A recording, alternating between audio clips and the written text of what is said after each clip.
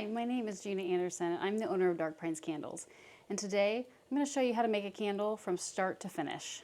So back in 2025, in the summer of 2025, I had never made a candle before in my life. My husband decided that I should give it a try because I helped my nieces with making scents for their candles, and those candles that they made with scents that I helped them blend sold really well. And he's like, why don't you do this? And so I was like, okay, fine, whatever, I'll give it a try. Never made a candle in my entire life. So I went on Amazon and I bought one of the kits that has everything in it and gave it a go. So we're going to do that exact same process here today. I'm going to use the double boiler of fragrance oil that I blended myself. And no, you can't have the recipe because it's mine. And I'm just going to show you everything that came with it, everything you'll need for the basic candle making. So let's get started. The double boiler is just a hot plate with a little pot that you put water in, and then a little pot that goes on top, and this is where the wax is going to get melted. So I'm going to go ahead and turn on the boiler so that it gets moving. So if you hear a little bit of hissing or boiling, that's all that is. It's just water boiling. We're not going to watch the water boil because then it won't ever work. I'm going to show you everything else you're going to need first. So you need scales, your wax pan, your scale. I actually have two scales. One I use for the wax and one I use for the fragrance oil. And the reason for that is because if you're making more candles than just one or two, you're going to need a scale that can handle a larger amount of material and wax. And so the bigger one actually can go up to 33 pounds, I believe. I think. Maybe. I think that's what it is. And then the smaller one doesn't handle as much, and that's what I'm using for my fragrance oil, because you do not need pounds worth of fragrance oil most of the time unless you're in huge production, and in which case you wouldn't be using these regular food scales. You will also want a small measuring cup for your oil. And I like the silicone. When I first started, I just used these little plastic Dixie cup things, or those red, what are those red cups called? The red Solo cups, yes. The beer cups, that's what they are. I tried those, and one time I left it on my space and overnight, and I came back and it had literally liquefied on my table, so I kind of quit using those after that. And I got the silicone. So the silicone is what I suggest, but you don't have to do that. You could even use a shot glass. I've done that before too. So you've got lots of options there. You'll want something to stir the wax and the fragrance oil together with. Silicone or plastic, or the metal stirring spoons like this. This is a really long one. It came with a wax melter that I have now, but that all works really well. Some people use a skewer. I don't like to do that because I think it gets too much air into the mixture, and you don't want to have a bunch of air pockets, otherwise you're going to have holes in your candle. So I have also a wicks setters. I have a couple different ones. You don't have to use them, but they are very handy in making sure that the wick is fully centered. And so I'll show you how to use these in a little bit too. We also have a few different kind of wick holders for once the candle is poured and ready to cure that we will go over, and wicks and wick stickers, because you got to have something to adhere the wick to the bottom of the container. And of course, the most important thing, your container. So we are going to use the 8-ounce square mason jar. This is the one I actually use for my business. It is my favorite because it looks so good, and it totally fits with Dark Pines candles. So we're going to do that. And lastly, we do have, well, probably not lastly, there's lots of things to do with a candle, but we've got wick cutters or trimmers. It's like a little scissor, but it actually has a base that kind of measures how far down you want to go and how far down you want to cut the wick, so you're not doing it too short, because generally the rule of thumb is 1/4 of an inch is the wick height that you want to have for a candle. We also have rubbing alcohol, because that is what candle makers use to clean most of their equipment, as well as to spray the bottom of the jar, the inside of the jar, so that the wick sticker and the candle itself adhere really nicely to the jar. And then, of course, paper towels. You don't have these, your life is going to be really hard, because you do not want to try to wash wax off of a bunch of like fabric towels. You want to be able to use a paper towel, throw it away. That's just, I know people are worried about trees, but this is one of those situations where it is a logical choice to make. Okay, so, and then of course we have our wax, and we're gonna, there's so many different kinds of waxes, but I have found I really like the coconut apricot wax. In my first kit, it came with a straight soy wax, and that was fine. A lot of people use soy wax, and you can do that too if you want. I did some other research and I tested a few different kinds, and this is what I ended up liking. So that's what I got today, and that's what we're going to use. So to get started with this, we're going to weigh out our wax. To weigh out your wax and make sure you have enough, you're not just going to go with the 8 ounces of what the jar calls for as for the candle weight. You have to do a little bit of math. And I know math sucks. None of us like it unless you're a mathematician, but I am not. So I did the little candle math for us to begin with. And what you're doing is you are taking the percentage of fragrance oil that you're going to use out of the wax weight, so that the whole thing mixed together comes to that 8 ounces that you want your candle to weigh. So I did that here. And I'm going to use a 10% fragrance load. So 10% of my 8 ounce candle is going to be the fragrance oil. And then that other 90% is wax. So for an 8 ounce candle with a 10% fragrance load, I'm going to have to weigh 7.27 ounces of wax. And we'll do that here on this bigger scale. I'm just going to cut this into pieces. I really like using these bench scrapers to do that. And since I have this metal work table, that's what I'm going to do it on. Always make sure you tear out the scale so that it's not weighing both the wax and the bowl or the vessel that you're measuring in. You want to make sure that when that measuring vessel is on top of the scale, it says 0, so you're only measuring your wax. So let's get some in here. So I need 7.27 ounces.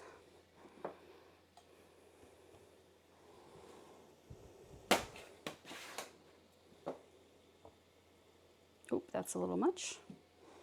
So let's try this bigger one. Almost there. And the longer you do this, the closer you're going to get to being able to kind of eyeball it, but you do always want to measure anyway. Okay, so this scale does not go past the 10th place, and so we're just going to do the 7.2 and not worry about the 2.7. Wipe off my hands because that coconut apricot wax is really soft, but it's like hand cream. I love it. So then I'm going to put this, now that we've weighed it, onto the double boiler, and we're just going to let that melt. And while we're letting that melt, I'm going to turn off the big scale and get it out of my way. And we're going to measure out the fragrance oil. So when we did that candle math, I had an 8 ounce full, the net weight of the candle. We took the 8 ounces minus the 2.72 ounces of wax, and that brought us to 0.73 ounces of fragrance oil is what we're going to do. So I'm going to do that Huntsman oil that I blended together. So these little bottles are super cool because the oils they come in bigger, they come from 1 ounce all the way up to like a bucket. And this is just an 8 ounce bottle with like a squeezy lid that make it really easy to cleanly blend your oil and have it and pour it out. So here we go. 0.73 ounces is what I need here. Oh, I got 0.76. I'm going to pull a little bit out. I love these silicone lids because they make that pouring so easy. Okay, that's good. That's 375, but not a big deal. The little scale actually goes all the way out to the thousandths place, so you can get way more precise with that. And we're just going to set this aside and put this scale aside. So while the wax is melting right now, let me just tell you a little bit about how I got started, besides what you already know. So in July of 2025, as you know, my husband decided that I should try making the candles because I've already been helping my nieces. And so I ordered this kit off of Amazon that has everything and worked on making my first candle. Turns out I loved the process of making a candle. It was so relaxing for me. I didn't like the scents that came in it, and that was fine because I'd already been blending and working with essential oils, so I know how to blend other scents. And so I just kind of set those aside and didn't really worry about them because I didn't like the way they smelled. But the fact that I liked the process of making a candle made it really easy to keep going. And so from there, I went to Hobby Lobby. I think it was Hobby Lobby, yeah. One of our craft stores around here. And I picked up some of the candle scents that they have. And I made an apple pie candle, I think, was the first scent I used. And that was pretty good, not bad. I tried some other scents. I didn't like them because they smelled too fake. And I'm not into that. I want everything to smell like we're outside and bringing it inside. So I didn't like all the scents I bought, but the spicy baked apple pie scent was really good. So that's what I made the first candle with instead of using the scents that came in it. And I was hooked. I started blending and I went and bought candles from Candle Science. I went through every single YouTube video on how to make candles, how to blend your oils, how to do everything until I was just exhausted. I would listen to them while I was at work because I'd stick a headphone in and put it on YouTube while I was doing my work, which I know probably not the best thing to do, but it worked. I can handle it. I got everything done. And we just went from there. I realized that a lot of scent companies, when I was looking at the scent profiles, didn't have what I wanted. They had a lot of scents that give people headaches and just don't smell like the real deal. So after testing a few different companies, I settled on Candle Science, and that's the oils I use most of the time today to do my blending, because I don't have trouble getting headaches, and a lot of my customers don't seem to have it either. So I've pretty much settled on those. I will always try new ones if they come up to see if it's going to work for me, but if they don't, I always have my tried and true. So right now the wax is almost melted, so we're going to go ahead and prep the jar. And I know that was kind of a rant before, but what do you do when you're waiting for wax to melt? So you spray the jar with the alcohol, and you take your paper towel and you just wipe it out. This is really just making sure that there's no dust or debris or anything that you don't want in here, and so that the wick will stick right and the candle will adhere to the glass. So with the wick stickers, some people use hot glue. Some people don't use any kind of adhesive at all, but then if their candles are burning, their wicks start floating, and that's a little rough. I don't particularly care for using super glue or hot glue, excuse me, because you can't fix it if you get it in the wrong spot. Okay, so with this wick setter, I had this made for me. You can get them on Etsy. They're just 3D printed, but you stick the wick into this plunger, and you put that through the middle of the setter. And this is sized exactly to my jars. So I don't have to be creative and make sure that I'm getting it on there, because it just sets right on there, and you push that plunger down and voila, you're right in the middle, which is a beautiful thing. This wick setter I also got. This is a universal one, so these move so that you can adjust them to your jar size or your container size. And they actually come in sizes for cotton wicks and wood wicks, which maybe in another show we'll go ahead and do a wood wick candle, but today we're just going to start with the basic cotton. This is a wick holder, so that once you pour your wax in here, this will hold the wick in the middle. So this spot right here is exactly centered for this. And this also was 3D printed to match my jars perfectly. There are generic ones. Sorry, this one's got wax all over it, but obviously I use it sometimes. But these have different holes in them as well to do the same thing. And you can if you're doing a double wicked candle, you can also use this kind.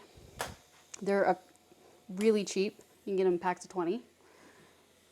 And then there's also the tried and true, super cheap, I can see you, popsicle stick with a hole in it. You just put this right over the top of the wick and make sure you center it. You'll probably want to like twist it around a little bit so the wick is taut, but this works pretty good too. But when you're doing a larger production, you want something that is just, you don't have to mess with and there's no fuss. So I really like these Norton Candle Supply wick holders. So I'm just gonna push that in there. That's all you have to do, and looks like our wax is melted. So we're gonna go ahead and mix in the fragrance oil. So when the wax melts, it's gonna be probably about 200 degrees, especially with the double boiler. It's a little harder to manage it by itself. So you do need a thermometer, which I totally forgot to grab, but I have it right here, so it's not a big deal. So we're gonna see how hot this is right now. And they like to switch to Fahrenheit for some reason, but okay.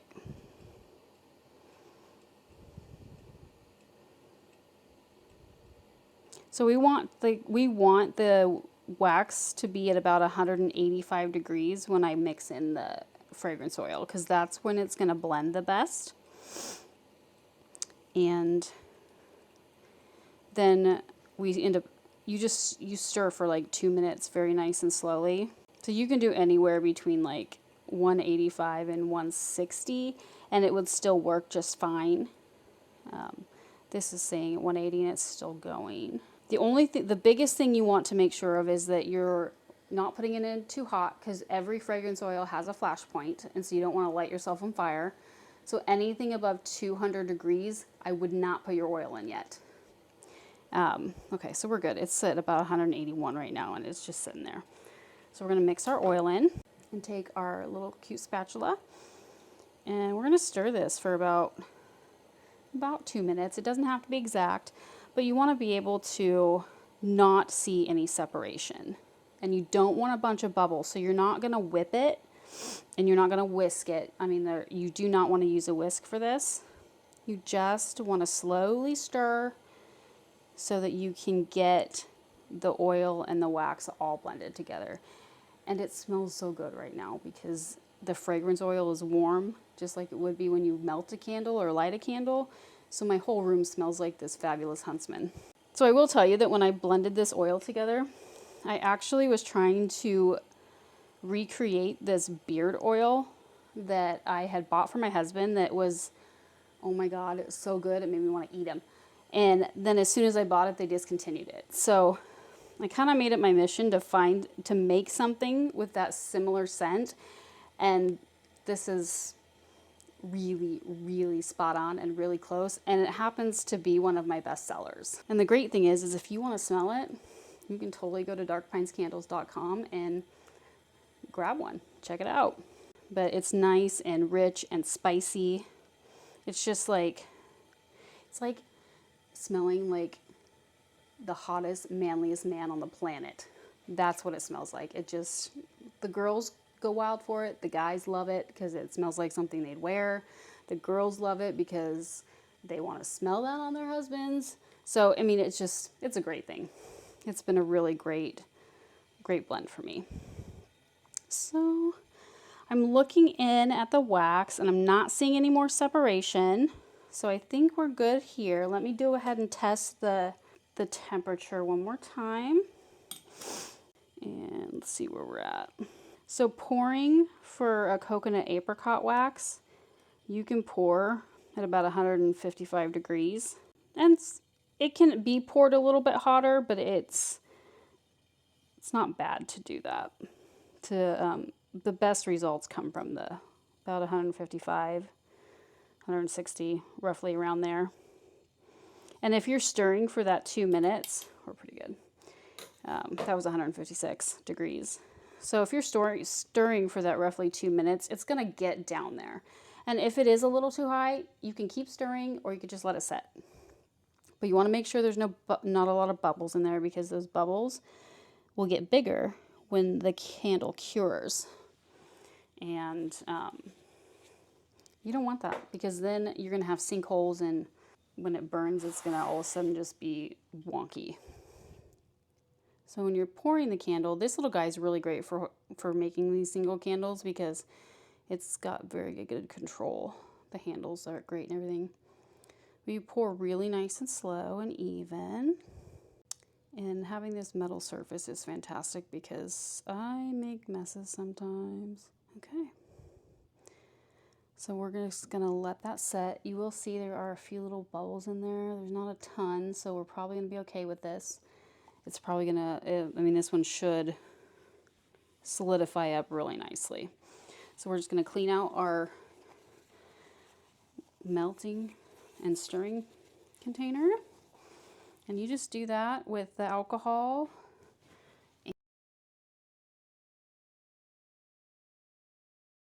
And paper towel, just like you would anything else.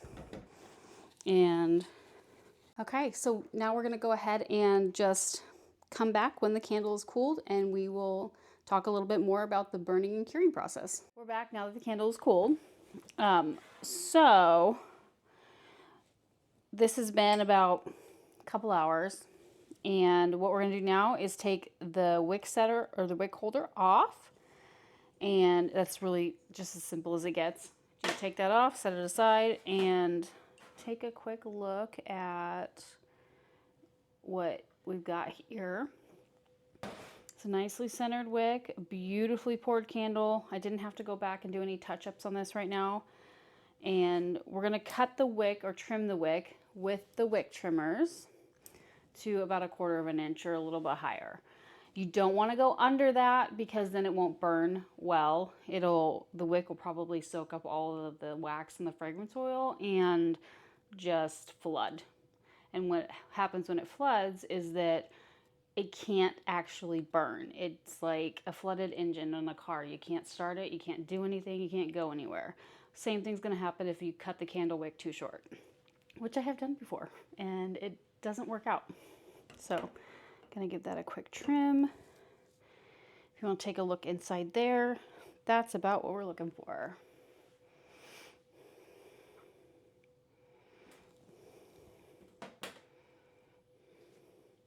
And now that it is fully set, we can also flip it over real quick and just throw on the warning sticker. Now these warning stickers came in the kit. They are all you need to have for the legal portion of warning your customers not to burn your candle, out of sight, how to don't do stupid things like put it next to a curtain and let it light on fire. It's really basic stuff that they want everyone to know. Even though it's common sense, we still have to put them on there. So every candle you sell, you want to have a warning sticker on it, whether you make it yourself or you buy these pre-made ones already. So this is a candle from start to finish. The only thing we haven't done is design and put on your label, which would go right here on the front, or on the lid, whichever way place you want to put it, and then you would be ready to go. But as it stands right now, give it 48 to 72 hours to cure. And what curing is not really curing. It's just setting up and letting the fragrance oil and the wax melt together. And then you can light it and go to town. Use it, smell it. It's great. This particular one, like I said before, is one of my favorites. And even now, it has a pretty decent cold throw. And a cold throw is how it smells when it's not lit. What you're getting right out of the jar. When it is lit, it's going to be even better because the hot throw of this particular scent is phenomenal. It's very nice, very spicy, and just rich and deep, like a great man's cologne. So I'm going to keep smelling it because I can't help it. And if you want to check out this candle or any of the rest of ones in my collection, just go ahead and take a look at darkpinescandles.com and have a great night. I'll see you later. And you can subscribe down below if you want to see any more videos.